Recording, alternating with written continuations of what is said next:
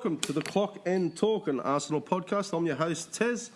Now, we come in a special podcast today because we've got a new manager to announce, so we thought we'd better get the boys together, dust off the microphones and give you guys a podcast. Now, I've been struggling with pronunciations, so AnnounceNames.com. This is our new manager coming up. Emery. Unai Emery. He is our new manager coming in. What do we got? 1 French champion trophy, 2 French cups, 3 Europa Leagues with Sevilla, a French League Cup, and 2 French Super Cups with Paris Saint-Germain. So comes with a pedigree, comes as a winning manager, so that's something we do like. But before we get into Emery, I better say a big welcome to Tony. How are you, buddy? Yeah, I'm all good, thanks. Hopefully, it's not been officially announced, but hopefully the manager cycle and rumours have all finished now, and we can just go back to hearing what players we're going to sign or not sign. Yeah, we'll have a good list coming up, mate, by the end of the transfer window. I predict about 60 or something will join Arsenal. Yeah, they'll be linked. Whether they join's a different story. And who else we got? Schwinn, how are you, buddy? I'm doing well. Finally, there seems to be some clarity on where we're headed. Ornstein has spoken, and in all probability, Emery will be our next manager. So can't wait to see what you guys have to say about it and get talking on some Emery. Yeah, in our last podcast, we were speculating Arteta because that's top of the gossip that we heard and whatnot. I said to Tony about a week ago now that there's some odds coming in. So I'm going to play some Superman music because I am, boys, in the know of the fucking future. You're looking at him here, Tez. Tony, the odds flew in, mate. Yeah, it was a bit of a weird one because no one had even mentioned him at all. And I remember Kike Marin, I don't know his exact Twitter handle, Schwinn might, because he's more up on that stuff, done a poll, who would you prefer, Arteta or Emery? And everyone was like, what are you on about? He's not even in the running at all. And then Sammy Motbell done a piece saying Emery could be the man for Arsenal. And again, he was massively criticised for it. And I know, I half know Sammy Motbell. I've met him a few times. I've got his number. But every time he's put a story before and I've asked him on it, like, oh, is it true? Or are you just... He always says everything's true, even when there's things that I know blatantly haven't been true. He'll go, yeah, I'm being genuine. So I didn't even bother message him because I just thought, it's probably bullshit and he's going to say it's true whether it's bullshit or not. But they're them two, mainly Motbell, because he's really well respected, are the reason the odds started coming crashing down. So you're not giving me no credit at all, are you? What, for reading a paper?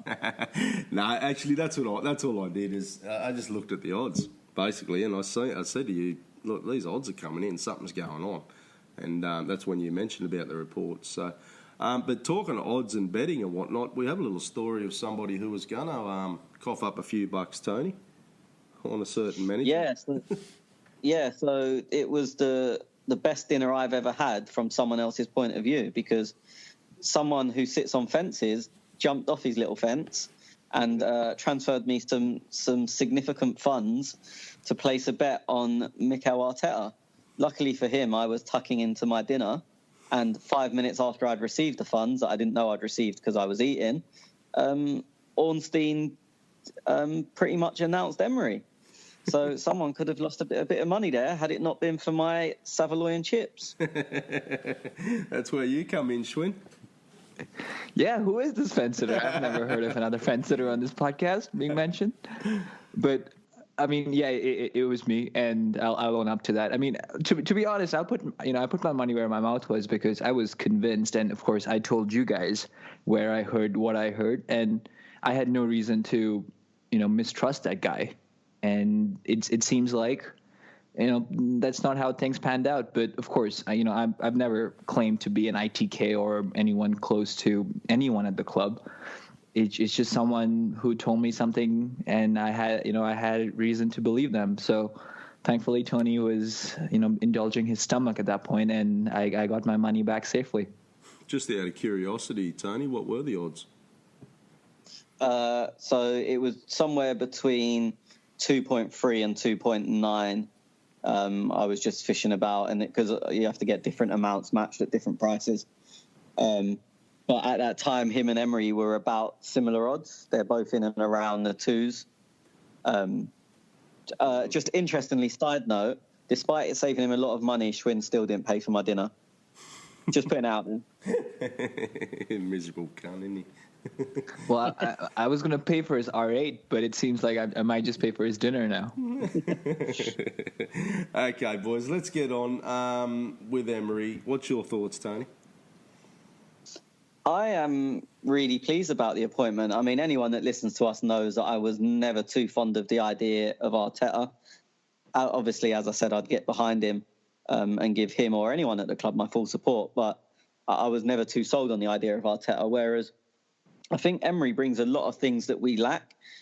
He's tactical nous. He's the studying he does of not only his own players to improve them. And obviously, I spoke a few weeks ago about how it amazes me that we don't improve players individually on the training ground. We try and just mould them into the team and improve the team as a whole rather than making the individual players better. And Emery does a lot of that. He does a lot of video analysis on each player and gives them areas how they can improve. Interestingly, we had the question we had it a few weeks ago and it came up again last week. Give us one area where every player within our squad could improve. I forget who it was that asked that question. But that's essentially what Emery's going to do. He's going to come in and identify at least one area with every player where they can improve and try and improve that with them. So I think that's something we really need, and I like that he's going to bring that. One negative is so far all the teams I've seen him manage have tried to play out from the back. With Czech being given number 1 now from number 33, it gives a slight indication that he's probably going to be our number 1 keeper next year. And there is not a chance in hell we can play out from the back with Czech in goal because he can't kick a football. Also, I think when you do play out from the back, you do need the option to be able to go long in case they pen you in.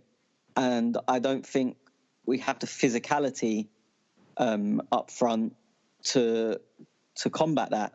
If you do go long, I think most teams would fancy letting Arsenal go long because they feel they would win the ball. It's different if you kick the ball in behind and get someone like Aubameyang to chase it. But as I said, Czech can't kick the ball any distance, so he's not going to be able to clear the defence. So I think that part of his philosophy is going to change. But on the whole, I like what he's going to bring in. He's going to bring in a lot of things that we haven't had before and areas that a lot of us as fans have identified we need improvement is where his skill set lies. So I am really excited about it. Mm-hmm. Schwinn, what's your take on the appointment, mate?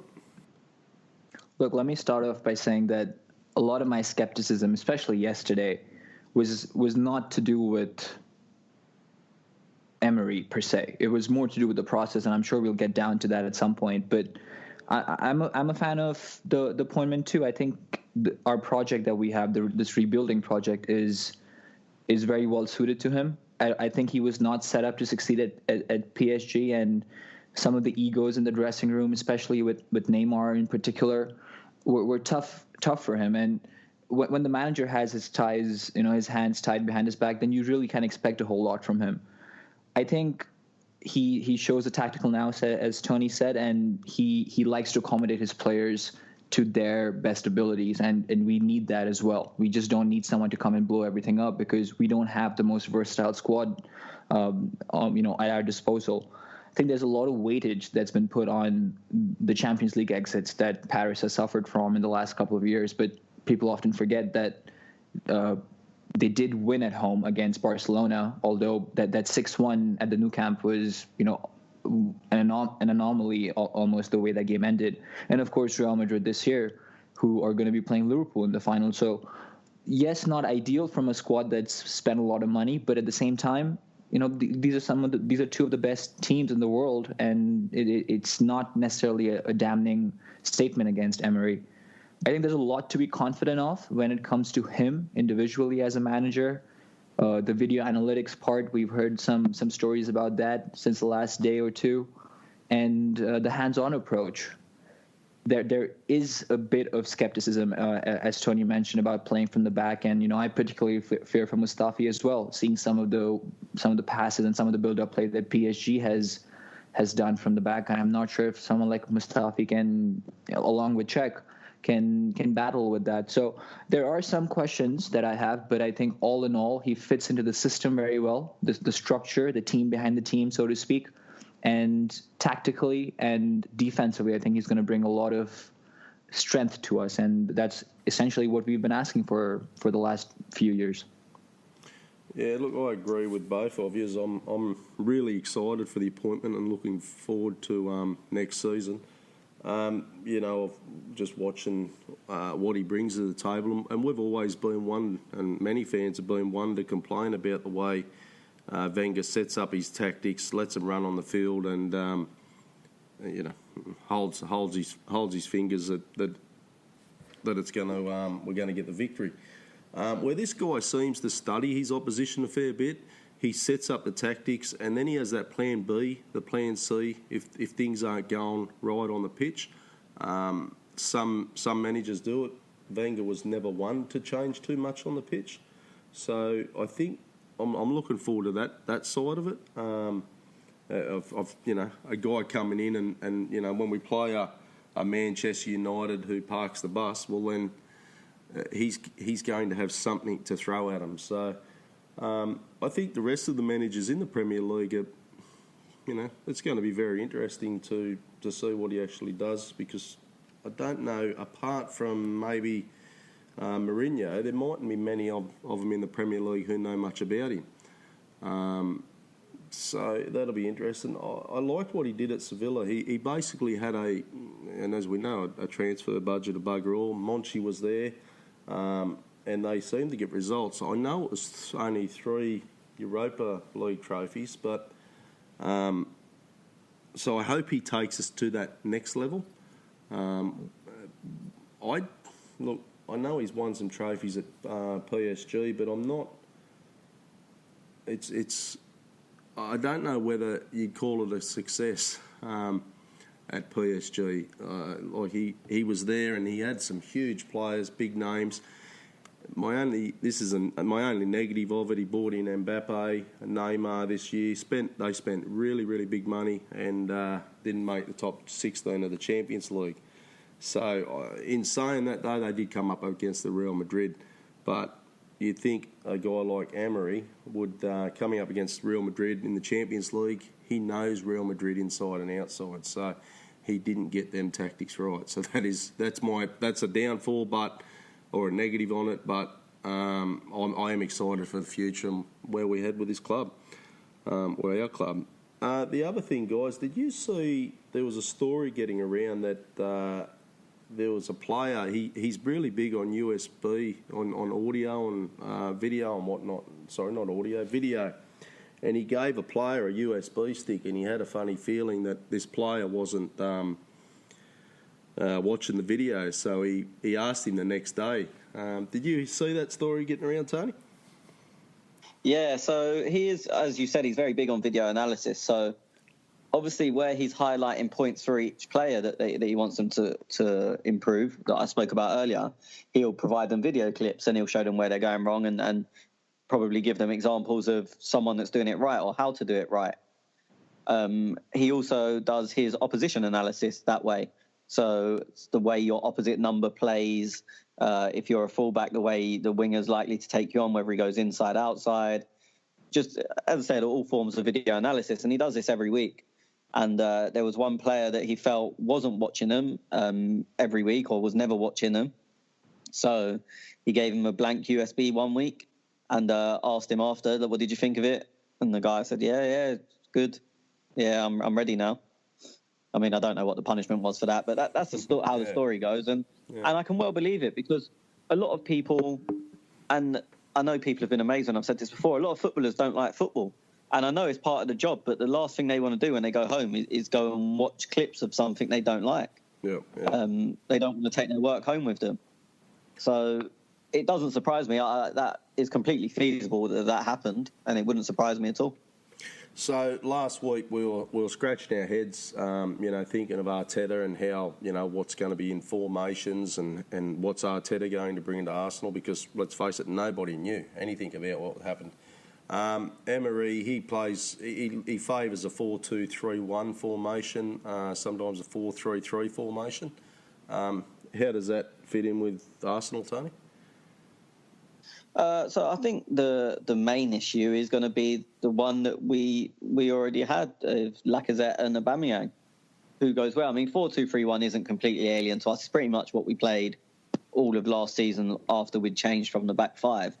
So that isn't completely alien to us.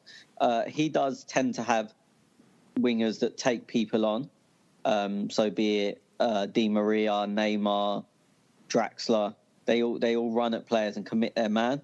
Obviously, towards the end, he played Mbappe wide, again, who runs at people and commits his man. And it's been a criticism I've had of Arsenal for a long time. We don't have anyone that does that.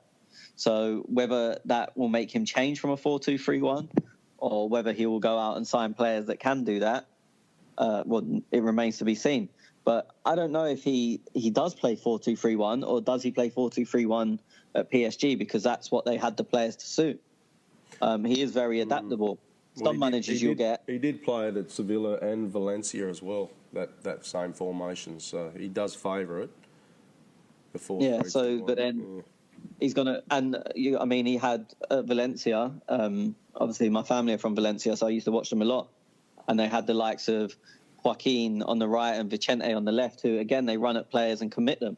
So it seems if he is going to play a 4-2-3-1, he's going to do it with wingers that attack their fullbacks. And as I said, we haven't even got one of them players, let alone one on either side. No, I agree with what you're saying. He's if he wants to adapt that formation, we've got to look at the players. But then, how do you do that? You go and buy him. One thing I missed over before when I was saying that I was quite pleased with the appointment is that he's perfectly used to working with this model of where it's not really his job to sign players. Obviously, at Sevilla, he worked under Monchi, who, for me, in my opinion, is the best at that job in the world. And I think Sven's probably in and around that, maybe second or third. But he's worked under the best and he's worked in that system, and it's been successful for him. So he won't question it when they say to him, your head of recruitment wants to bring in this guy. And that whole process will be normal to him because it's what he's done before. Yeah. He's worked within that system perfectly. Yeah, so he's done it. You're dead right there. Now, Schwinn, I'll go to you quickly before we get into some questions, because we don't want to spend too long because we've got fucking heaps of questions, which is great. But defensively, have you had a look at how he sets up defensively?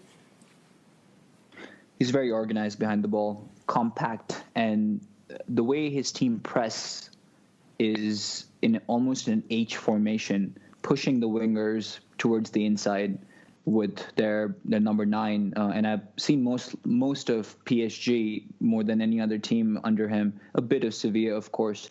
But what Cavani used to do, for example, was he would drop deep and help the attacking mid and cover the center mids. And that would force the opposition into wide areas. Now, you can kick the ball up top and try to battle, in the air, but most teams, at least in Spain, would take the wide option and, try and get their wingbacks in. And that allows your one side of your attacking trio to condense and close down space. He does sacrifice wing play when it comes to pressing, but what I do like about him at times is that he has, as you said, Tez, he has a plan B, and he's tactically flexible when it comes to, before the game. I think sometimes he's made decisions, particularly against Real Madrid at the Bernabeu, where some of his changes were not as good. So his in-game management is questionable at times when he's thrown into a situation. But I think he usually has a couple of plans coming into the game, which is one more than what you would say for Arsene. So he defends to attack. I think that's a phrase he's used quite a lot. And there have been times, just to also speak about the negatives, that his teams have struggled to get out of tight situations after being pegged back for long. And he's also struggled against deep defenses. So that's something he'll face a lot in the Premier League and something to keep an eye out on. I also read, Tony, and lots of information's coming out now since this it's not announcement, but David Ornstein has tweeted it, that he's a master at the counter-attack. I mean, the issue with that is, especially at home, are we likely to be counter-attacking against the vast majority of teams? Probably not. Well, that's what worries me. I'm thinking I don't want to be doing that. Yeah, but I mean, look, there's times it calls for it, but against the likes of Burnley at home, nothing against Burnley, they're a good team, but Burnley, West Ham, Watford, counter-attacking is probably not going to be happening too often. Look, I'd imagine this season PSG had to deal with deep defences in pretty much probably every one of their games. I think most teams would have been pretty happy with a point against PSG, home or away. So they'd have had to deal with deep defences. Yes, they got a better quality of player than we have, but he's literally just had how many, I'm not sure, is it 38 games they have in France or 36? How many games they have in a season? Yeah. He's just had a whole season having to deal with deep defences. So now he won't have the individuals to unlock it. He still has good individuals, but not as good as PSG. But he should be used to it by now. I could understand it with Sevilla, where the team was a sum of its parts. There was no stars. That team didn't win the Europa League, and other teams were coming and signing all their players, trying to split that team apart, because that was a team that was, as I said, there was no individuals. It was a sum of its parts. So I could understand that it'd be difficult to break down deep defences when you haven't got that star quality. But at Arsenal, he will have that star quality. So hopefully it's something that he's picked up along the way. Before we get into some questions, the three Europa Leagues are basically saying the 3 Europa League trophies was on the back of him. I don't want to take anything away from the players, but he was the master at type of getting the best out of that team. Yeah, I mean, just to use numbers, like if you look at Monaco, they got to the Champions League semi-final last year, and 5 or 6 of their players went and got signed straight away. Obviously, Mbappe went. Lamar was the one that stayed, but Mendy went. What's the guy that Bakayoko? There was someone else as well who am I missing? Bernardo Silva. So and there was other ones that didn't go, like Lamar, who there was big bids for, and Fabinho, there was a big bid for. Whereas that Sevilla team, there was no star. I can't even think of who their star player was at the time. Jukovic, probably, and he got relegated with West Brom this year. I think it shows that it's a team more at the sum of its parts than I watched the game where they beat Liverpool, and I think Ever Venega plays well, and I'm a big Venega fan from his time at Valencia. But again, he's still at Sevilla. He hasn't moved on. I don't think so. As I said, I can't process to watch a lot of Sevilla, but I'm pretty sure he's still there. Yeah, he did move on. I think he moved on to Inter, and then he came back to Sevilla. But the point stands that Tony's trying to make, that the system was put in a place that even when someone like Banega, who was their standout player, he didn't really go and pull trees out at Inter, and I think he came back and slotted right back in. Mm-hmm. Okay.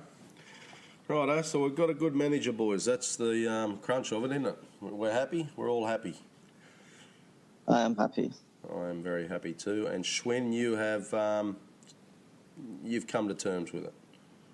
Yeah, I mean, I'm a bit underwhelmed, I'll be honest. And, of course, that comes down a bit to the process. And, look, no one knows what really happened, behind the scenes and what was leaked and for what purpose and what wasn't leaked. But from what we have read and what's been made available to the public, I do have some of my reservations behind why he's been appointed. I have nothing against the guy. I think his CV speaks for itself. And for some reason, I believe that if he came directly from Sevilla without having ever managed Paris, there would be more optimism. I think some of the stuff that's happened in Paris has maybe drained optimism against him. But I still have to question some of the things that have happened at our club and the decision-making that has particularly happened over the last 12, 15 days.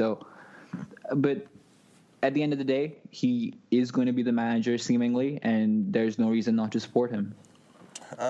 Just while I'm getting some questions, Tony, have you got any idea, and I asked you on the WhatsApp group, Arsenal, well, obviously they're leaking information to David Ornstein from the BBC. Last week, Arteta was heavily leaked and reports were flying out left, right and centre. And out of the blue, he just tweets that, and I haven't got the tweet up in front of me, so I can't read word to word, that basically it's a done deal. Yeah, I think, look, I said yesterday morning, before I'd had any indication that it was going to be Emery, that I thought Arsenal were playing a blinder. I thought that the press were chasing their tails, as were the in the know accounts on Twitter, which I know we're going to get into later, or we've got a few questions on. But I thought everyone was chasing their tail. No one really knew what was going on at any point, and everyone was just guessing. And that's the way Arsenal like it. They try and keep things private. What they've done with David Ornstein, I think for them is brilliant, because they do give him the news to confirm. Pretty much everything, he confirms it, even before Arsenal.com. The one exception was Aubameyang, but that whole thing got messed up because of Dortmund. They released it before they were supposed to, and then Arsenal had to rush out and release it. So, but every other time, Ornstein reports everything. So now he has that. He's seen as a figure of authority, and it's seen as what he tweets is fact. So, but they use that to advantage where they're trying to create smoke screens and put everyone off the scent. Where if they want everything to be private, they'll tell him to say it. They'll leak it to him. Whether they say to him, "Look, this is nonsense, but we need you to tweet it," or whether they actually tell him, "Tweet it, it's genuine." Whatever. I don't know how they go about that process with him, but it does really help. It does really help them to keep things their way and behind closed doors, so to speak. Mm-hmm. Yeah. Crazy. Okay, let's get into some stuff. So I'm just going to skim through because there's some questions that I'm not going to go like, RC. Well, someone's tapping a keyboard in the background, probably me. RC. So where to now for the, I'll go to you, Tony. Where to now for the ITKs that have been exposed by the Arsenal's new system of leaking the info that we want to leak? Is it possible also the sources for the likes of the Mole, the Plug, were recently let go by following Wenger's department? I'll also add Chris Muller in that, and I'll throw in Nexus. What's that Nexus bloke? Arsenal Nexus. Arsenal Nexus. We'll throw him in the mix, and who else we got in the mix there? There'd be a couple more. There was fucking heaps of them. Yeah, I mean, there's loads of them. What I will say, first off, I absolutely believe that in the knows can exist. I know some people find the idea farcical that a young kid or anyone or an old man could get information from the club, but everyone knows people, and if someone happens to work in that job, it is entirely feasible. So I do believe they can exist. And look, I've never claimed to be in the know in any sense or form, but I've known things and I've told you guys things, or I've even put things out there on Twitter that have proved to be right when everyone else said that they were wrong. So it can happen that people are in the knows. If then they wouldn't know about every deal, because it depends on who it is that their source, which is the term that tends to be used. In regards to the question, he's asked if the Arsenal's new way of doing things. It's not a new way of doing things. Arsenal have always done things like this. They put smoke and mirrors out there to try and hide what they're actually doing. It's probably why smoke screen is one of the most widely used words on Arsenal Twitter, and is probably not used in everyday life in any other instance, apart from when you're talking about an Arsenal transfer. So it's not a new way. And yeah, I think it is entirely possible that some people, their sources, are part of the people that have been sacked.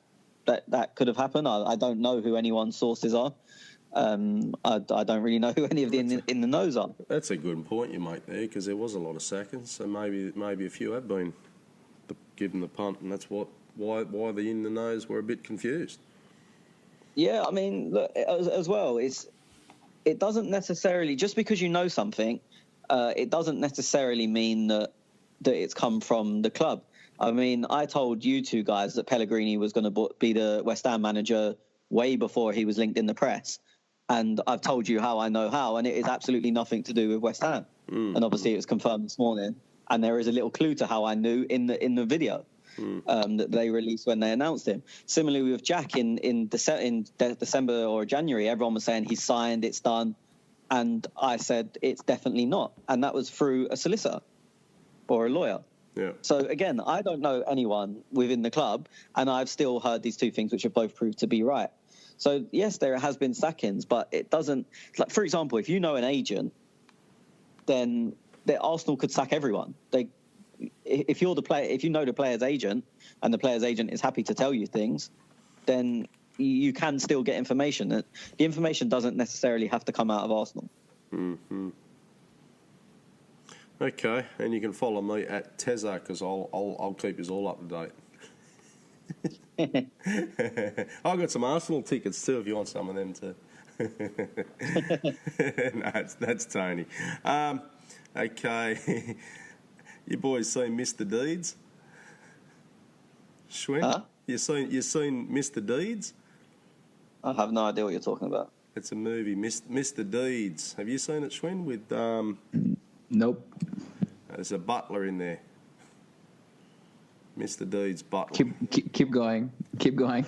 I'll need a little more to go off of. You'll have to watch it. You'll have to have a look at Mr. Deeds, right? He's got a butler, and dead set, it's a split image of Emery. I'm telling you, I'm thinking it was.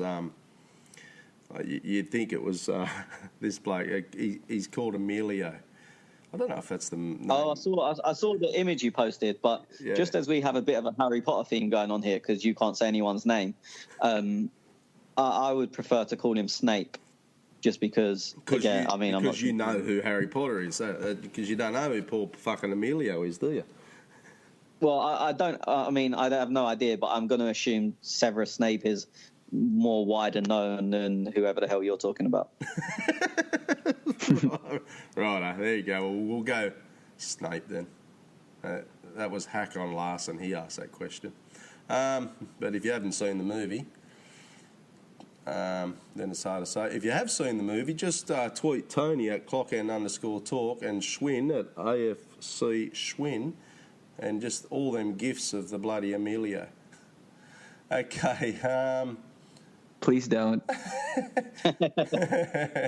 Rocketarian, please can we have we're doing a podcast now. Glenn Baxter, the queer one is back. Yeah, good on you. I am far more optimistic of this link, so my question is, why the 180 flip? I thought Arteta was a shoo-in. Did he have a better offer? Can you speculate on that if you want, Schwinn? I mean, there's a few possibilities I see, and of course, I don't know which one is the true one, but I'll name them out so that people can decide for themselves what they seem, what they tend to agree with. A would be that the board got cold feet, and Ivan and co decided that it was too bold and mighty of a decision to go to, and they pulled out. B would be that Arteta pulled out for whatever reason. I can't think of one, but it could be a possibility. One thing that's been widely reported, and that would be C, is that there was disagreements over transfer activity, the power over transfers, some of the budget restrictions that would be imposed on this summer, and the backroom staff. So that's another one. And of course there could be D, which is other. So I'm not sure what the reason was. Again, it comes back to the question of the process, and I have my reservations about that.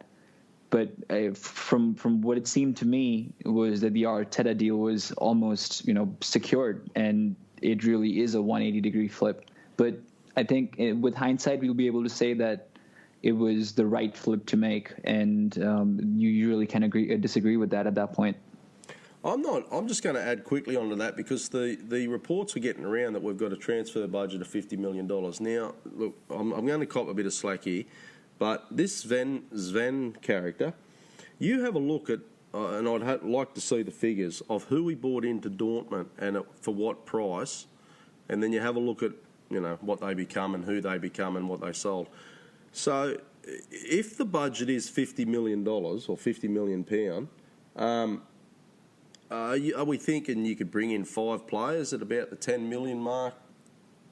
With a Sven eye on it, as opposed to going out and just buying these glorified $100 million players. Tony? Well, or Schwinn, whoever. Yeah. Well, there's a couple of things there, because first of all, we have to consider that you don't pay full transfer fees up front. They're usually spread out over years, depending on the deal that is struck. Now, of course, we've seen Sven, strike deals for the likes of Christian Pulisic and some of the other players, even Kagawa, Lewandowski, who came in at a very low fees, but at the same time, he also brought in Ousmane Dembele, who was a decently well-known quantity at that point, and he wasn't necessarily cheap, even for Dortmund. So we will be looking at some of those prospects who will be cheap and who will fit the Mavropanos bill, of the less than 5 or 10 million range, paid in full. But just because we have a 50 million transfer budget, that doesn't mean it'll be spent all in once on one player. Having said that, even someone like Soyuncu, who we've been linked with from Freiburg, Freiburg expect 30 to 35 million for him. So even though he is technically a Sven Fine, he probably fits that Ousmane Dembele range of being a known quantity who's not necessarily going to be on the cheap. So we will definitely look at different options that we have, and 50 million shouldn't necessarily be confused for 1 or 2 buys. It can easily be spread out over a number of years. Okay. You got anything to add on that, Tony? Just one thing I wanted to add into it is I just think Sven, he's got this reputation as of finding young players and diamond eye, as he's called, but I think he just looks for value. So, the way I could probably put it into places, it doesn't mean he has to buy cheap players. For example, Hadi identified Mo Salah last summer. They paid 30-odd million for him. He's now worth in excess of 100, I'd imagine. Great value. And that's what Sven does. He doesn't. Huh? Great value. Yeah, but that's what I think Sven does. I don't think he necessarily just buys cheap. And I think people have got confused by that because you highlight the examples of a Kagawa who he paid about a tenner for and sold for 20 million. But I don't really think that's necessarily what he does. Of course, that's the biggest return in profit percentage, which is about 5,000%. But in general, I think he buys players that he just sees value in. So, I don't know exactly what they paid for Aubameyang, but it wasn't dirt cheap. The same Dembele definitely wasn't. But that's what he does. He finds value, not necessarily. That doesn't mean he pays nothing and sells high. He just tries to pay a certain price and sell for more. Yeah, and this is why back to your comment, and when we open the podcast, Monchi is the number one at that because, mate, I think he's got a rule he doesn't spend over 10 million, that lad.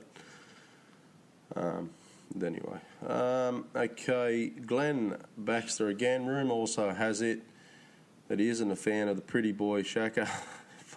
This can't fair dinkum. He's red hot, isn't he? And if he concentrated more on his football than his boy band looks, he'd be much better off. Okay, Glenn, go and fuck yourself. The Texas Gooner, he has a well-proven Europa League track record.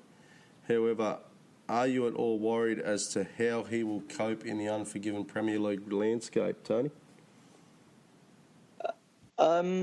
Look, I think you've got to be worried about anyone coming into the league, or coming to Arsenal, even if they're coming from another Premier League club. When you're taking over from Wenger, who's had his feet under the table for 22 years and everything's been set out a certain way, and the whole process we've got is changing, I think that there is a worry with absolutely anyone. So yeah, I'm worried, but that's not a reflection on Unai Emery. That's just a reflection on change. I think change is always worrying. It can be exciting, but it's also worrying. Okay. Schwinn, I know. So he says, I know bugger all about this fella. First time I've even heard of his name was this morning. Please tell us about his strengths and weaknesses, likely tactics, ability, and nurture emerging talent, and yet unfulfilled potential. Look, we spoke about some of the tactical influences he usually has in his teams, and I think half of RC's question has been answered there. But some of the other positives, just off the top of my head, are that he's young. He's as old as Mauricio Pochettino, 46, and he's won way more than Pochettino. So he's been there and done that at that level. He's competed against some of the bigger teams in Spain during his time there, and of course he's also had experience competing with some of the more stubborn defenses when he's played in France. He's given a chance to youth. Some of the players that he's developed that have gone on to win a lot in their careers are Jordi Alba, of course, at his time in Valencia, Juan Mata, again Valencia, and he lost Ivan Rakitic during his time at Sevilla and was able to slot in Ever Banega, who was arguably as good, if not better. So I think there have been some decent chances that he's given to youth players and developed them to quite a good extent. The plan B, of course, comes to mind. That's going to be new for us. We've not really seen that a whole lot, as you mentioned, Tez. We knew exactly the subs Arsenal would make, and we could even pinpoint during what minute they would be made. So that's another very, very good highlight in my book. But the biggest advantage for me is the way he fits the structure. We replaced Arsene not in an individual, but as a team. Arsene's friend Billy Bean, who wrote Moneyball, of course, used to always say that don't replace your star player, replace his averages, and look for a collective that can do that. And that's what we've done at our club. And Emery, along with Monchi, has had that experience before of working with a low budget and accepting some of the players that have been bestowed upon him. I think that's a big reason why he was selected for this job after probably agreeing to this deal. So I think this is going to be a good exercise for this team and for this new structure that we're trying, because he's going to be happy to work in these restrictions, if you want to call them that. So apart from the tactical stuff that we discussed, I think these are some other points to consider. Would you say his reign at PSG was a fail? Yes, because he was set up he wasn't set up for success, I think. I mean, if you want to believe some of the murmurs around Paris, Neymar essentially is the boss in the club. Emery said that in an interview that I watched last night that he did in Spain, that you can only have one boss in the dressing room, and for him, he alluded to the fact that it was Neymar. The man comes to training when he wants to. He flies off to Brazil when he wants to. And when players see that one other player is getting away with this sort of stuff, you don't tend to respect the manager, even if you enjoy playing for him. So I think the Neymar coup in a way almost hurted Emery, and wasn't necessarily something PSG needed domestically anyway. The Champions League is unfortunate because, as I said, they bowed out to Barcelona and to Real Madrid. But when you're spending that sort of money, you expect success, and he wasn't able to deliver that. Having said that, he won 7 titles in the last 2 years at PSG, and that we are classifying as failure and not success. So the benchmark is high, but at the same time, if an alien visits this planet, I don't think he would call it failure, would he? Mm-hmm. No, I agree totally with what you say. The Champions League just baffles me because I just listen to you talking there. You're talking about Neymar not turning up training and flying off when he wants to, but you don't make in the top 16 of the Champions League, or you bow out. I know it was against Real Madrid, but at some point you got to go, mate, pull your fucking head in, haven't you? Like, he's the boss, Emery's the boss, not you. Yeah. Yeah, and I mean, just to rattle off some other negatives, since we're talking about that, we did finish above PSG in our Champions League group when Emery was there. I think it was his first season, if I'm not mistaken. And he didn't really have the brightest of stints at Moscow. That was another place that he managed, and we haven't spoken about that yet. But managing egos can be tricky, and we may not have a Neymar, but we do have an Aubameyang who's a personality. We have a Mesut Ozil who seems to be tending to do things the way he wants to at times. And he did lose the title to Monaco, although a very fine and young Monaco team that even gave City a run for their money. But he did lose the title to them. So even his last season at Sevilla, they didn't win a game away from home. So, I mean, it's not all good and bright. There are kinks in his armor. But at the same time, I think there's more positives than negatives, and the pros outweigh the cons. Mm-hmm. Yeah, I think he was the best available. Tony, MAA Gunner, do you have any insight on what went on in the saga, why the in-your-nose, in the nose, to be fair, get things right, got this one completely wrong? We type of touched on it earlier, didn't we? Yeah, I think I covered that earlier. Arsenal played their cards really close to their chest and let out what they wanted to let out. And I think as well what happened is journalists started guessing because they weren't being given anything. And then them guesses grew momentum. If one journalist wrote about it and they thought it's someone that is usually quite reliable, then other journalists started reporting the same thing, not because they'd heard anything, but it was because that the big guy was reporting it. And then they all start reporting it, and then everyone jumps on that bandwagon. And I think, I mean, just to take it into betting terms, I think 4 managers during this process have been under 2-1, which is roughly between a 40 and 50% chance of them becoming our managers. So that shows where the rumours are swinging all over the place when 4 different people have over a 40% chance of being our manager. Well, since you're talking about that, Shree the Gooner says, do you think there was a method behind all the managerial merry-go-round madness, or is it just Ivan calling everyone he knows in the hope that someone says yes? Jeez, that's... It's a tough one because obviously we've been led by the press and hearing all these different names. But when you think about the system he's used to working in and the system that Arsenal have now developed, Emery seems like a pretty obvious choice. He's worked in that system and worked very well. He's won titles, which is something people are worried about. He's dealt with big name players. How well he's done that is maybe a different story. But he ticks all of the boxes from what most of us and what the board would have wanted.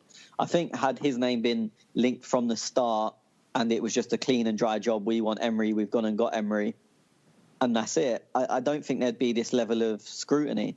But I think just because we have been hearing all these names all along, it makes you think, was he actually wanted? Did 5 other people reject first, and Emery was somewhere down the list, and we just sort of ended up with him because no one else wanted it. And from what the papers say, Luis Enrique type of wanted it Arsenal more than Arsenal even looked at him. So he was, saying I want big transfers and whatnot, wasn't he? Well, yeah. Again, that's a paper report, but he was when Wenger left or sacked or whatever way you want to look at it. Luis Enrique was the initial favourite, with the bookies. So it just shows, as I said, it was all jumping about all over the place, and it's hard to know what actually went on. I think we should just focus on what we've got rather than how we got there, because it's not going to change anything. Yeah, no, totally agree. Now, Shree the Gruner also says Schwinn, and I don't know whether he's asking when are we going to be linked to Fat Sam, Moyes and Pardew? I'm not sure what he's trying to insinuate there, because I'm not sure. We already know who our next manager is going to be. So we'll continue on with Shree the Gooner. What do you guys make of Czech getting the number 1? We do have giving a keep at number 1. Presidents are giving a keep at number 1 and not playing him. Shange, what do you think there, mate? As Tony said, we probably will have him around. I mean, I've been saying this for a while that I don't think Czech is going to go anywhere. I think he's got 1 more year in him. And Horn did seem like a possibility, but those rumors have fizzled out. And apart from him, it seems like Granit Xhaka and Mohamed Elneny have new numbers as well. And, of course, Hector Bellerin. So it really doesn't mean one thing or the other, if I'm honest. In all probability, it means that these people will stick around and will have roles to play. But it could also be mind games. It could be smoke and mirrors, as we've spoken about. And, and Hector Bellerin, who probably wants to leave, if that is the case, if we give him a new squad number, maybe to the outside world, it will sound like, okay, he's going to stick around and he's going to be an important player for us. And we're trying to secure, some transfer value for him. So it doesn't mean a whole lot, but for Czech, I think he's gonna definitely be around, and he's gonna stay. And I don't think Snow is very happy about that. Yeah, Snow's got the shits. I don't know. Tony Vicious asking, will he be able to handle the Premier League? He'd welcome him gladly as the next Arsenal manager over Arteta, as he does have managerial experience. He won the Europa League title 3 times and shows can be tactical as well as defensively strong. Will he be able to handle the Premier League? It goes back to what I said earlier. You have indications that he can, but until someone's been and done anything, you never know. Even when Aubameyang came to Arsenal, we looked at his goal record in Germany and it was obviously unbelievable, but we still asked that question, can he do it in the Premier League? The biggest criticism of Messi, who for me is the best player ever, is, but could he do it in the Premier League? Ronaldo obviously doesn't get that question because he's done it here. So I think that's a criticism it would have been of Allegri if we got him, or it would have been of absolutely anyone that hasn't managed here before. You've got to remember Guardiola had that exact same question. And in the first year when they came fourth, everyone went, oh, well, no, he can't do it. And then obviously second season, he's proved he can. So that question, I mean, the answer to that question is it remains to be seen, but it is a fear we would have had with absolutely anyone who hadn't previously managed it. Okay, I'm going to skim through these questions, guys, because there is a lot of things that we've already answered. So Shree says he had a pretty difficult time managing egos at PSG. Well, we touched on that. He did have. MAA Gunner, how is he de-divert? Don't know what that means, to be honest. Shree also says, would he beat Mourinho in a fist fight? I don't know, mate. No idea. Vish asks, well, he's one Tony. Do you reckon he'll bring... He's listed a heap of players, including Draxler, Verratti. Do you reckon he'll bring anyone from PSG with him? Well, he can recommend them, but unless they provide value or greatly improve the team, then I don't think that the team involved with buying players will look at them. So he may recommend people, he may not. I don't expect anyone to be coming out of PSG to join us. We have obviously been linked with Draxler a million times before, but that was when Wenger was completely in control of contracts and Wenger liked Draxler. That doesn't mean anyone else in the club was particularly keen on him. We were linked about 2 weeks ago with their left back, Kazawa, I think it's said. I'll leave that for you to say. Yeah, I'm all over it. Could that be something we look at doing? I don't know. I mean, I don't know if that was just a press link, but I wouldn't expect to see anyone to come to us from PSG. That's not saying I wouldn't like players. If we could sign Verratti, I would do it in a heartbeat. I think he's probably one of the top 5 midfielders in the world, but I don't think it will happen. Well, I was just going to ask you about that. If Emery goes to Sven and Rule and he says, look, Verratti's not happy at PSG. He hasn't been happy all season. He really wants to get out. I think if you offered this, you'd probably have him. Do you reckon Sven, they go back to whoever and go, look, we need 60 million, Verratti's ours? They would sum it up. They would look at if that's value to the club or if he has value to the team. Obviously, they've got to work within a budget. They'd have to work within a payment structure. So they would evaluate it. I mean, I can't say what they would do. I could say what I would do, but what they do, no idea. Do they feel that's an area we need improving? If they think Ramsey's going to stay and Jack's going to stay and Xhaka's going to stay, they won't go and spend 60 million on a centre midfielder. There's no way they'll do it. Yes, it would improve us, but there's other areas that need improving more, and we do have a budget. Verratti or Jack? Who's the better player? Yeah. Verratti, comfortably. He's better than all of our centre midfielders. Yeah, good man. I know. Okay, Verratti or Xhaka? Yeah, I have to go Verratti. I'm not that fucking deluded. I think you are. Yeah, watch this, ready? Hey, Schwinn. I'm not here. Mesut Ozil. I knew it. He couldn't help it. Actually, okay, Shez says, is this guy right? At first he was a bit sceptical, like Schwinn, about Arteta having heard Pep and Poch sing his praises. I was open to it. Plus he worked under Pep. Schwinn? Yeah, Arteta did seem to have a lot of praise surrounding him. Pochettino wanted him, as pointed out by the questioner, and of course Pep did eventually get him. I think there is a lot of optimism around Arteta, and in all probability, he might just go and become a wonderful manager, 10, 15 years from now on. But in the now, I think having got time to reflect, think, consult some other people who know Emery better than I do, I think I'm convinced that Emery is the smarter appointment to make. Arteta might have the higher ceiling, but for him to get there, he would probably need more time. And I don't know if the club or the fans have the patience to do that at the moment. So, we've gone stale, as we've said many a times. And I'm not sure whether Arteta would have been able to, invigorate the squad and results right off the bat. So I agree. Okay. Ask View says, Tony, what would a successful first season be for him, and can he deliver us the next level, and why? If he gets us back in the top four, or gets us back in the Champions League by some means, be it by a top four or Europa League, it's a successful season. I think that's that would be a success. I think it's as simple as that. I personally wouldn't be happy with finishing fifth or sixth, winning the FA Cup and bowing out of the Europa League early. Obviously, I'd be happy winning the cup final at the end of the year, but I don't think that would qualify as a successful season. The ultimate aim is to get back into the Champions League. Yeah. You agree with that, Schwinn? Well, I have a question for you guys. And Tez, why don't you answer this first? Let's assume we win the Europa League. What's an acceptable league position for you for it to qualify as a successful season? So if we go right through the Europa League and win it? Yeah, we win it. So as Tony said, right, because I agree, I think getting Champions League would be success. And let's imagine, for the sake of argument, that we get it through Europa League.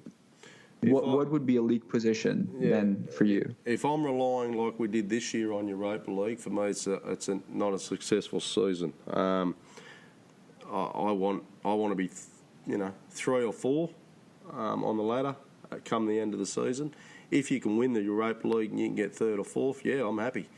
But if we win the Europa League and you're in 5th or 6th, it's not even a successful season.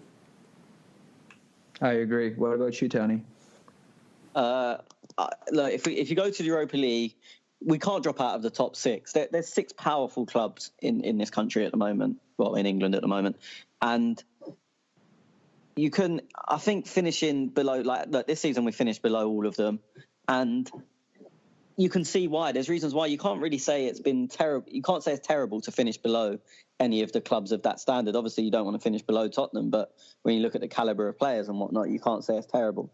So if he won the Europa League and come 5th or 6th, I wouldn't mind it too much, especially we know that the hassle of playing Thursday, Sunday, the hassle it causes. But what you do want to avoid is going into the Europa League final, which would be the last game of our season, thinking we win this, we're in the Champions League. If not, we've had an awful year. That's something you want to avoid because it puts so much pressure on that game. It's more than just a cup final. But I think if we won Europa League and come 5th, I think most people would be happy with it. It's a trophy. It gets you back in the Champions League. It gets you out of that Thursday, Sunday loop. And you've still finished above one of those very powerful clubs. As I said, I think it's an accomplishment for any one of them clubs to finish above any one of them other clubs. So to finish above 2, 3, 4 or 5 of them is no easy task. Manchester City, they're the benchmark. Manchester United probably second. I don't think Chelsea are, but depending on what happens, Liverpool, they probably are in 3rd spot. So 4th, 5th, 6th, and that's where I'm probably putting us at the moment. Chelsea, but it depends on what Chelsea do. And obviously they're going to bring a new manager. They'll spend a shitload of money. Yeah, it's going to be interesting, boys, next season. Would you say that Man City, United and Liverpool are your benchmark? I think Man City will win the league, and then the other 5, anything could happen. Okay. Let's not forget that Emery's Sevilla did beat Klopp's Liverpool in the Europa League final. A different team, albeit. Yeah. And, of course, Liverpool have stepped up a level. But that's not to say that Liverpool is going to be at this level or improve next year. There could be a fall, It's hard to maintain that level of performance. I would say the same for Man City. In all probability, they'll still be very good and maybe even untouchable next year. But it's not guaranteed success and definitely not at that same level of performance. So if I was a betting man, I'd probably put my money on City winning the league. But I necessarily wouldn't be too surprised if they didn't. It's the English Premier League we're talking about. Send me some money, I'll put a bet on it. That's a bad omen. I have realized, not anymore. I put the bet on. We guarantee they won't win it. I was just going to say, I don't know if you boys remember Klopp's first season for Liverpool. I don't think he finished in the top 4, but then he's gradually gone up and up and up the last 2 seasons. So, is that are we expecting a 3-year building process as well? Would you be happy with that? It wasn't a full season for Klopp, and he got to Europa League final, so he was 1 game away from getting back into the Champions League when obviously he lost to Emery's Sevilla. That's the kind of sort of level I'm talking about. Be it in the first year, I think a successful season is getting back into the Champions League somehow, and as it would have been for Klopp. And the only reason Klopp wasn't really labelled a failure after that first season is because they had some very good wins in the Europa League. They beat Dortmund, they beat United, and it was a good Dortmund side they beat. It was better than the Dortmund side we have now. But they beat Dortmund, they beat United, and he didn't have the full season. He came into a team that I think were 8th already. So that was the only reason that wasn't labelled as a failure, because it was like, I'll give him time. Now he's got his own squad. And since then, he's come top 4 twice in a row. And now, obviously, he's in the Champions League final. So it is comparable, but I think Klopp would have had exactly the same aims, but his was slightly reduced due to not having the full season. Yeah, okay. Okay, well, when you put it like that, I wouldn't be... I probably don't want to put too many expectations, so maybe a top 4 the first year might be too much expectations to expect. Maybe I've got to settle for a 5th and see how we go in Europa League, but I'd like to get, final of Europa League and 5th, I suppose. MAA Gunner, first Voldemort, now Snape, so this is the one you've probably seen, Tony, and one of the best magicians has left us. It's going to be a long year at Hogwarts, boys.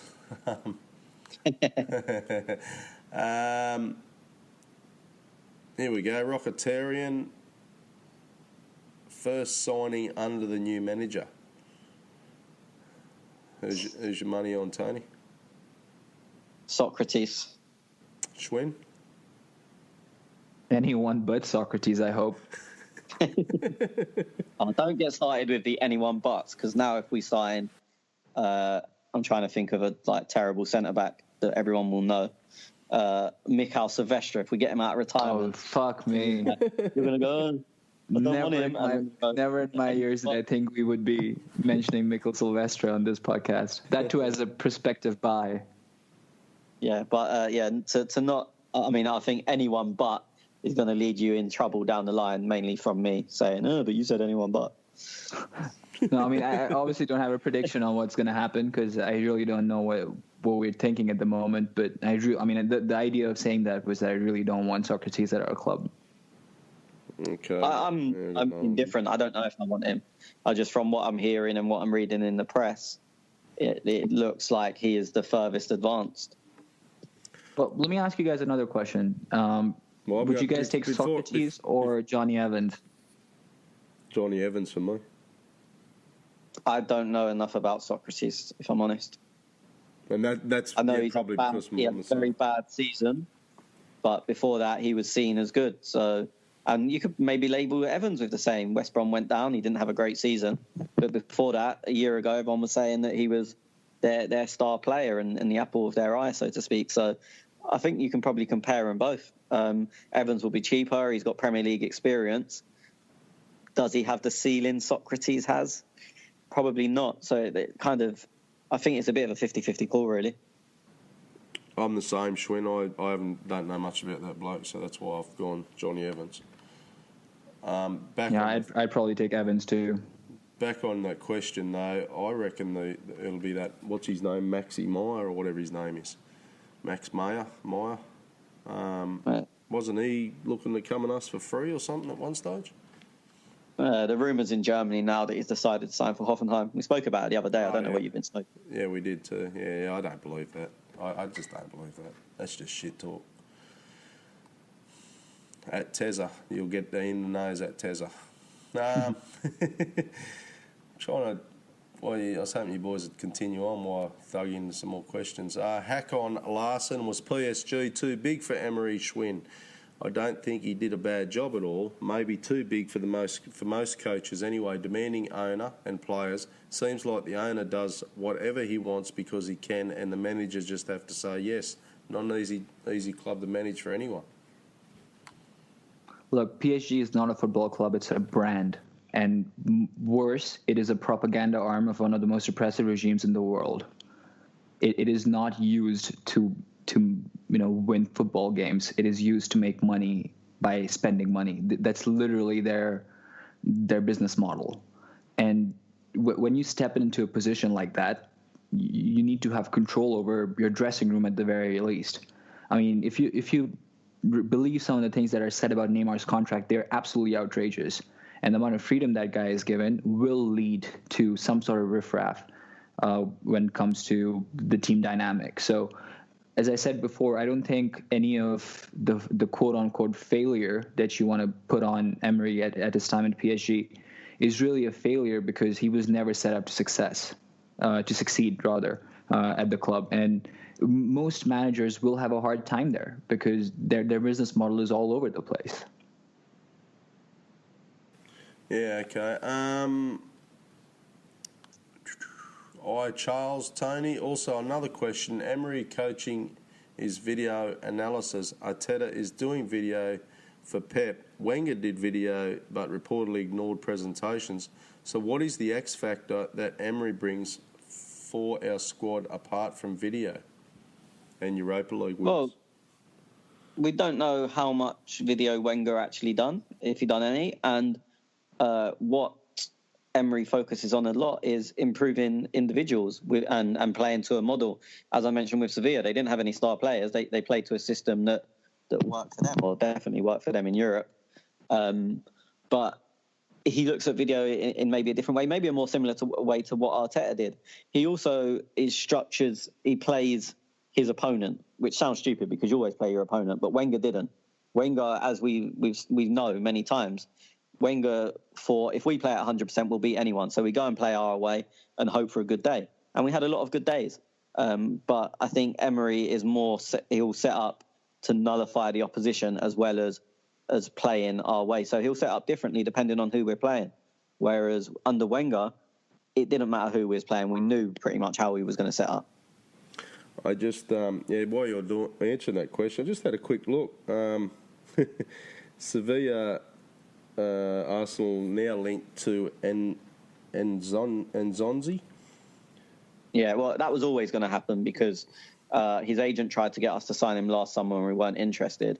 And he played under Emery and done well under Emery at Sevilla. So that, I think, is the most obvious link of putting two and two together that was going to happen. If you could put money on what the papers were going to print, that is where all my money would have gone. I'm not saying it's nonsense, but it was just the most obvious link that was ever going to be made. It's going to happen. Yeah, okay. Schwinn, Arsenal Twitterati seems he's all over the place.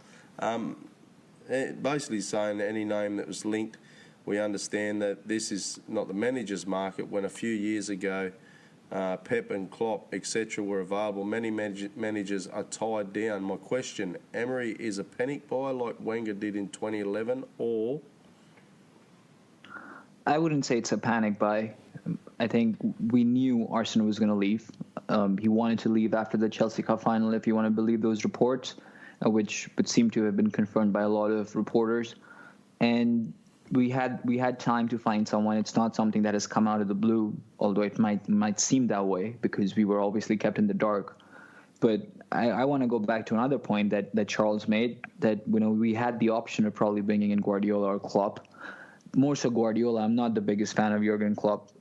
He's done very well, no doubt, but I'm not his biggest fan. But we really did miss a trick on Guardiola, and it was believed that he wanted to come to Arsenal, but we just didn't have an opening. We didn't have a vacancy there. So we missed out on a trick in the past, but let's hope that Emery, is able to do a job, and as we laid down, is able to meet those goals of, getting us back in the Champions League and maybe even competing for the title in the next 2 or 3 years. Tony Smurf1 says, so looking forward to next season. Who do you think we will beat of the top 5? I don't know if this question means in terms of coming above them or just beating them in a one-off game. Obviously, this season in one-off games we've beaten Chelsea, we've beaten Tottenham. and drew with Liverpool, and obviously drew with Chelsea on another game, or twice, 3 times. In terms of coming above, I said this last year and I was proved wrong, but I think Tottenham will struggle just because they're going to lose some players this year to help pay off the stadium. And they keep claiming this year, we played 38 away games and next season it'll be fine because we're back home. But it's a new stadium. I know it's on the same site, but everything about it is different. So I would somewhat agree with them when they say they played 38 away games last season. And I think they're playing 38 away games again this season. So I think Tottenham could struggle. But as I said that last year. And then of the others, you never know. Liverpool, they've been on a high, and often after you've had a very high season, you have a low one. I think, and I'll make this prediction now, I don't think United will have the same manager at the end of next season. I don't think Mourinho will see out the season. So that would maybe lead to them having a bad year. It's a big call. Yeah, but he doesn't tend to last 3 seasons. Yeah, no. So we'll see. So I think, look, as I said, City, I think, will win the league. And if they don't, they'll be very, very close.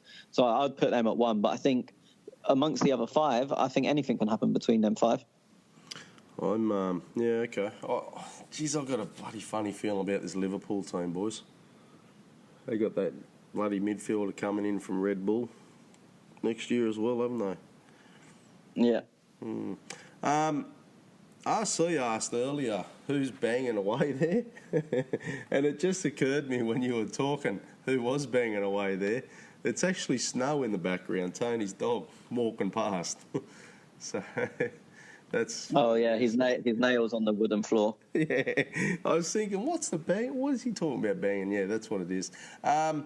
Big Bad Wolf, for you, Schwinn. Also, it may have been noticed that Arsenal have released squad numbers, changes of the players. Isn't the timing a bit strange? They release info about Czech number 1, Bellerin number 2. Is this not club announcing these players are here to stay for at least 1 more year? This is a bit... We went over this, didn't we? Yeah, but just touch quickly. Do you think it's a strange timing as compared to other seasons? No, I mean, it's coincidental. To be honest, or incidental. I mean, it could be because, we've sort of leaked to Ornstein that it's going to be Emery, and maybe Emery has voiced that he wants to keep these guys around. Or as I said, it could be smoke and mirrors to try and secure them, when it comes to transfer fees. So I don't know when we've done it in the past. Maybe Tony's elephant memory will come in handy here. But I really don't make a whole lot of it. Do you think it's strange, Tony? I think it's very, very early to announce some changes. There was some that were more obvious. I mean, Xhaka was always going to take 34. He had 34 tattooed on him, I believe. He wanted 34, but obviously it was already taken. So obviously he couldn't change mid-season. But the moment Coquelin was sold in January, I thought it's pretty obvious that was what was going to happen with Xhaka.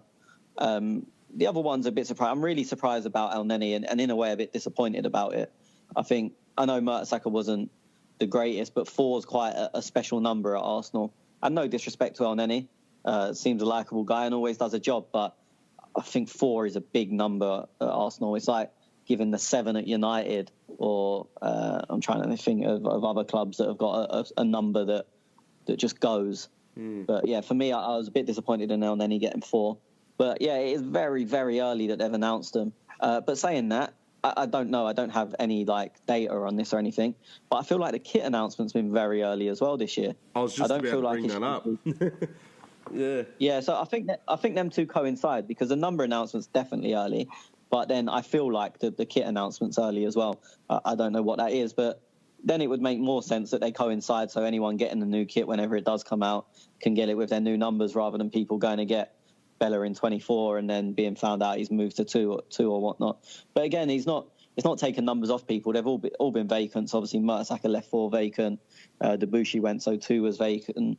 34 was vacant due to Coquelin leaving. So a lot of them have been brought about by transfers. The new kit I did see is available now to purchase at Arsenal Direct. But just because you bought up the new kit, are you a fan of it? When I saw the pictures of just the kit floating on a coat hanger or placed on a table, I didn't like it. I think it looks a lot better on. There's certain bits of it I'm not pleased about. The square line between the red and the white, I don't think looks brilliant.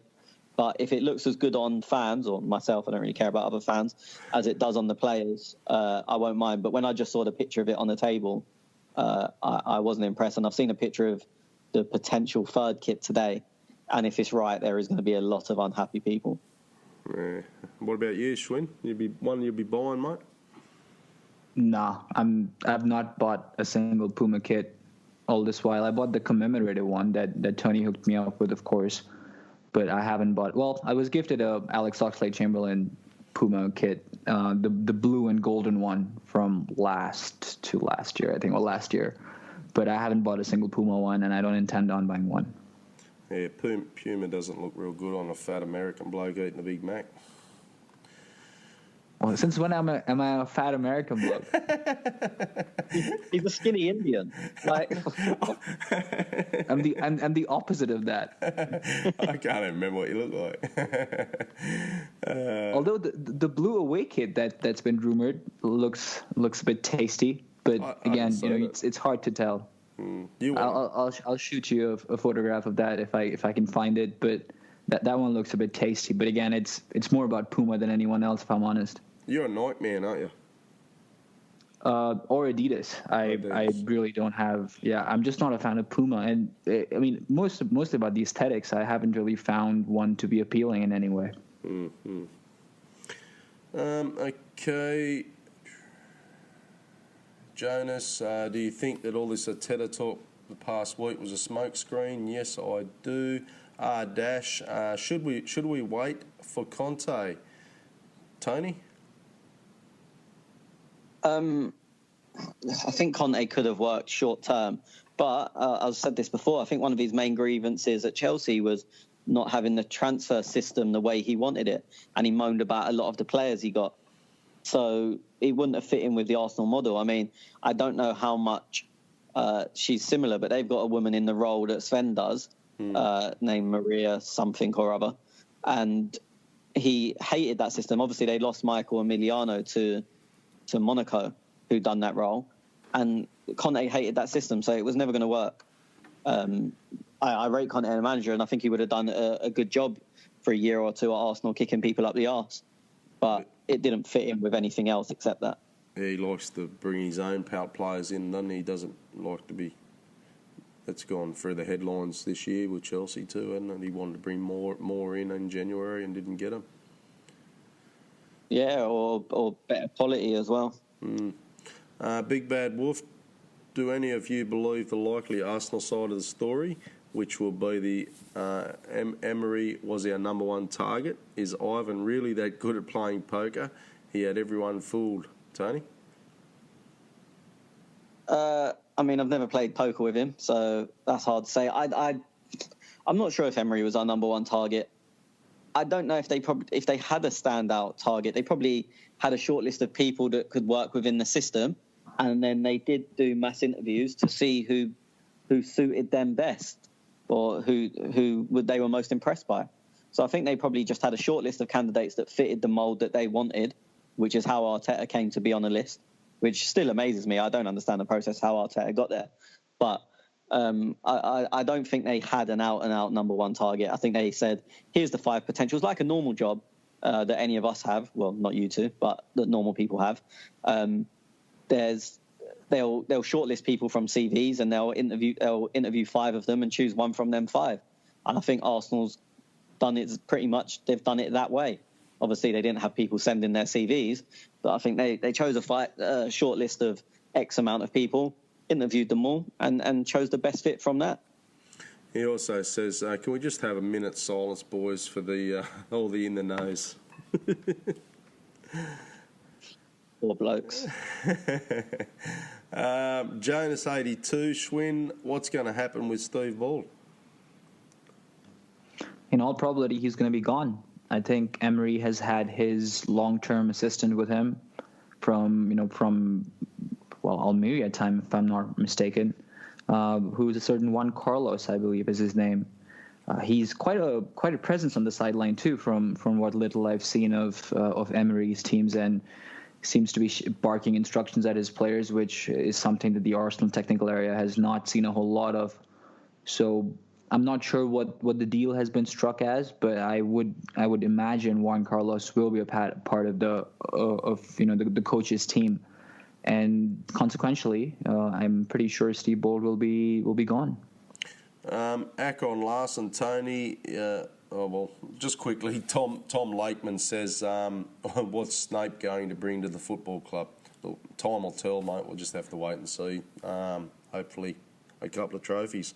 Hakon Larson, is Emery the best available man we could get? Now, keep in mind he said available.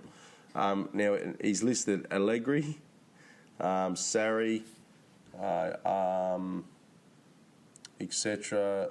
Yeah, so do you think Emery was the best? Like, he does say Ancelotti there.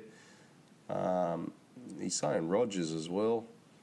Jesus, well, we might as well add Moyes to the list. I don't know, Tony. Do you think he is? There's a case to be made for pretty much all of them, not all of them, but most of them, to be better managers than Unai Emery. That you could argue, and probably successfully argue, that Ancelotti's a better manager, Allegri's a better manager, Sarri, maybe not for me, but I could understand the opinion. What I would say is I think Emery is the best manager to fit into the mould we were looking for, with our head of recruitment, with our head of sport in operations.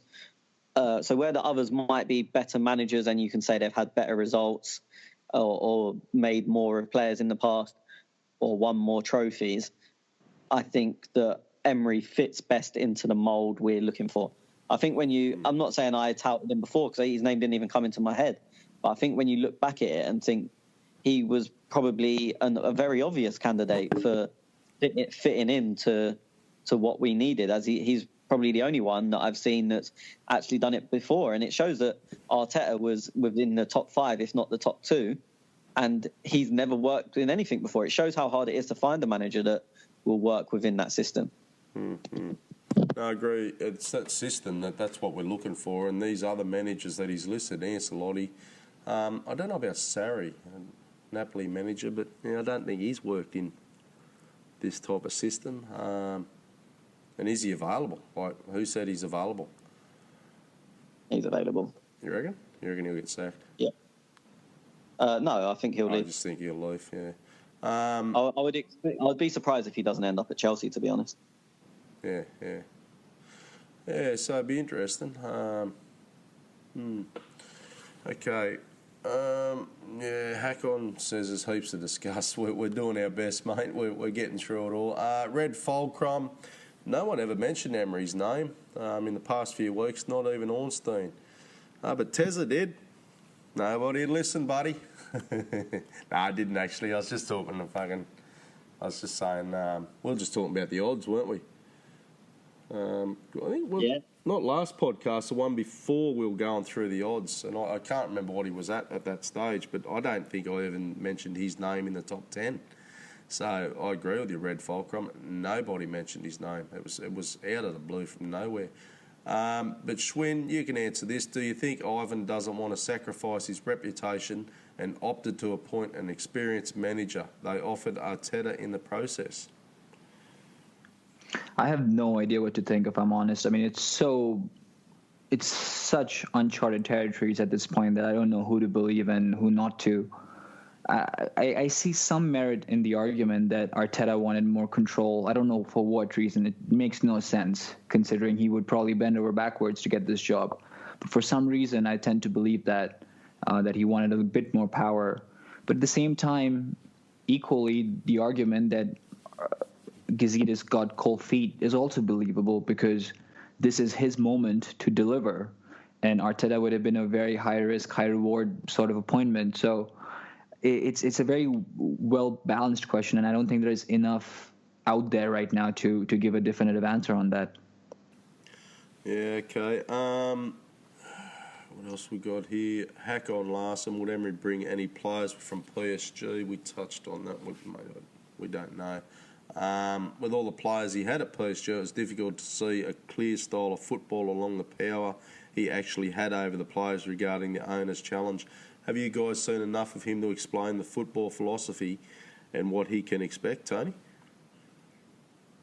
As I said, it's difficult with PSG because I'm pretty sure, I mean, it obviously wasn't, but it's basically in Neymar's contract that everything had to go through him and he had to be the star of the show.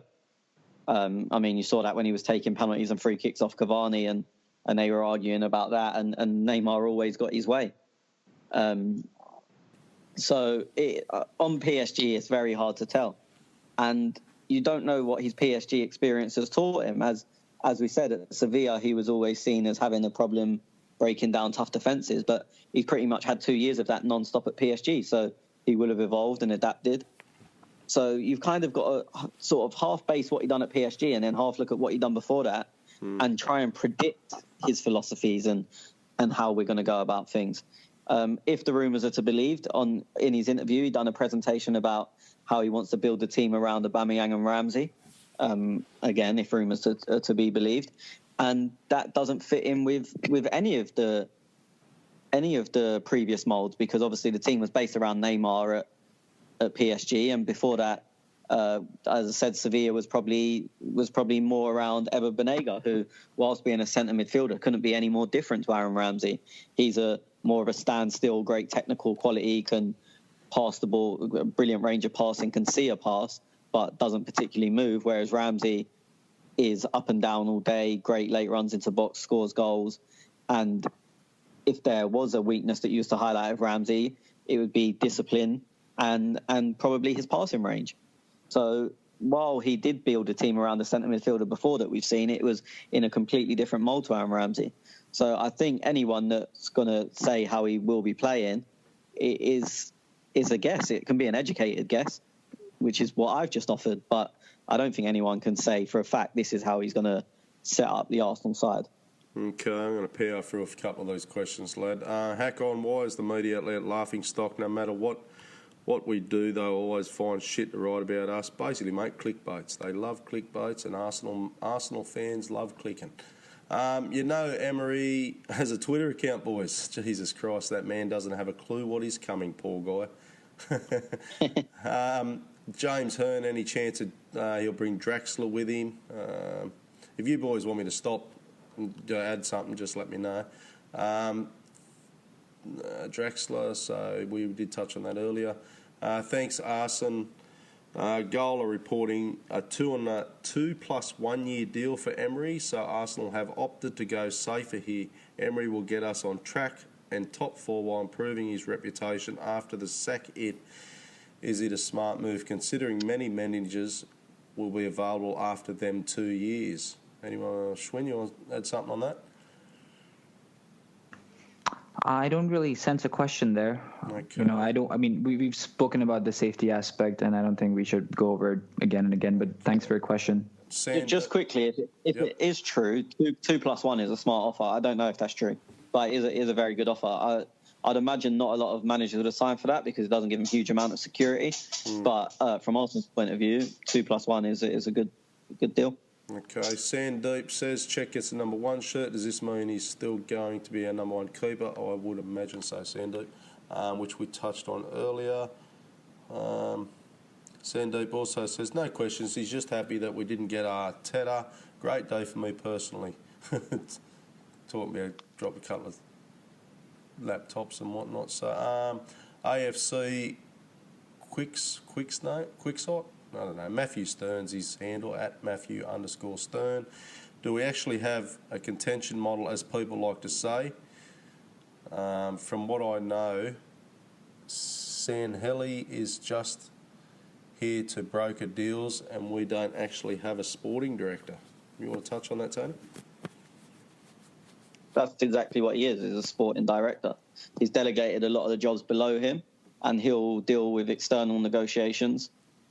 Ivan will do the appointments above him. Sanlehi will deal with all UEFA requirements. He'll deal with other clubs at a board level. It's pretty similar to what David Dean used to do. Then we've got Husfami, who comes in and does the contracts and negotiating. So I think he's pretty much described the model we have and then said we don't have it. I don't really understand. Okay. Riley says, well, that didn't last long. People already questioned this guy's bottle. Personally, he's coming with a whole list of trophies won, regardless of the league. But do any of you have knowledge on the way he approaches game tactical? I hope he sorts out our away form first. Discussed it earlier in the podcast. I agree. We hope the away form does get sorted out. And yeah, he's got trophies. I'm happy with the appointment. I think it's a good appointment. That's about it, boys. I've got one here from, here we go, and in the know. Hi to this cheeky cunt, eh? The football Gerbil. Gerby told everyone that these rodents and horses, etc. Yeah, here's another in the know wannabe who thinks he can fly in here on our fucking question thread, asking his shit fucking questions. Fuck off, cunt. Go home. I fucking eyed of him. Fucking eyed of him. What a get. Yeah, what a get. Clay Co-Conservative, thank you guys. I was just giving the latest at Clock In Talk podcast a listen with the news of Emery breaking. Was about to jump on here to beg you fellas for an emergency podcast. Thanks, mate. So we're here. Goddamn mind readers, my assumption's correct that this Emery fella can do good with smaller transfer budgets. I wonder what his transfer budget was at Sevilla. I don't think it would have been huge. No, I have no idea. And again, it's what he gets given players. It's what you can do with them. Don't for a second think he signed Neymar or Mbappe. That had absolutely nothing to do with him. And at Sevilla, as we know, Monchi made all the signings. Yeah. And so again, it would have been nothing to do with him. So basically, he gets given some players, and it's like, there you go and work with them. So in terms of signings and budgets, it's never really concerned him. He's just been given a squad of however many people and told to go to work. Mm-hmm. And he does touch on one of Wenger's greatest accomplishments is moving stadiums while being competitive in the league with a much smaller budget. I would like to see that continue. And then David, of course, the most important question is all, can he handle the zipper? That's about it, boys. That's all. I've got a question. Who won the poll for Arsenal's spunkiest player, as you so called it? I haven't looked at it. I don't think I've had a look, have I? I looked. I don't know. I'm coming down. I'm wait up and scrolling, boys. I'd have to be goal at Wonder Boy, Shaka. It was close. Oh, fuck off. Rams. Look at this. I've got it here. Okay, so 40. Let's go Mafropan. Let's go Chambers, 6%. So Chambers is at 6%. Mafropanis, 13%. Ramsey, 40%. Shaka, 41% of the vote. Sexiest man alive. No way. Are you for real? I'm for real, Yeah. buddy. Yeah, 41-40, 6-13, and some of the comments are hilarious, really. Let's have a read through. So Typhon Achi, I'm going to go for, says, I don't even give a fuck. It's Xhaka and it's not even close. Someone, Alfie, who is at two-footed Xhaka, who is probably Tez, says, at the time, Xhaka must have not been leading, because he says, how is Xhaka not winning? Second most attractive man to play for the club behind Giroud. Yeah, so there was some interesting comments on there. The reply to that comment from Alfie is Typhoon once again. He says, I'd actually consider turning gay for either. Not even gonna lie. It'd be a hard decision not to do, wouldn't it? Yeah, I mean, I was a big fan of I'm not gay, but they're beautiful people. Turn me on more than ugly women. That's Alfie. It's just all about appreciating beauty. I appreciate beauty as much as the next person. I mean, that wasn't my comment, by the way. But everyone is beautiful in their own way. I think that should have been a draw. They're all as beautiful as people as each other. A big bad wolf. Probably the hardest poll to partake in, he reckons. Gee, there you go. Yeah, it's just... Yeah, that's the issue with in what way it was hard. MAA Gunner, ladies plus at Tezza when Shaka's involved. We should do this poll once again if Aaron Ramsey signs a contract and see if there's any difference in results. Well, there won't be. There won't be. Don't no need to do it, Schwinn. Yeah, I suspect there will be, my mate. Okay, so we're coming up.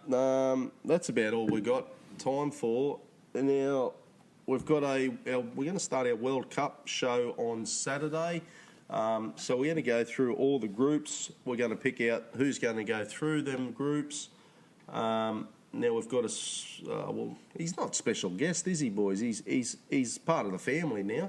At Goona Gimli, he'll be part of the show on Saturday, so that'll be good. Internet dependent. Yes, internet depending. Who does he follow in the world of football? You know. With the Definitely not England. No, Wales, anyone probably but Wales. probably. Yeah, but they're not. They're with you boys sitting at home. That's true. But he's probably going to choose another team. I'm sure he's not going to get behind a team that supports Harry Kane. Oh, well, that is led by Harry Kane. That's right. Good old skipper. I'll get in his ear and talk about Tim Cahill for a bit, and then he'll jump on the Socceroos bandwagon for sure. The blind confidence. Yeah, so we'll get into that and dive into the World Cup stuff. It should be fun. Don't forget we've got the sweep still going, so you can DM us if you want to be in on that. We've only got there's only about 20, 24 days, boys, I think, to the World Cup. I haven't got it up, but it wouldn't be many. No, we're also going to put up a post about how to pay to enter that, because we've had quite a bit of interest, but I've been lazy and not put out full details, so I'll do that. Okay, cool. So Tony will get onto that. Right, boys, that's it. Thank you again, and thanks for jumping on for a special chat. And thank you for listening, everybody who listens. Thanks for the interaction and everything, and we'll speak to you all on Saturday. See yous.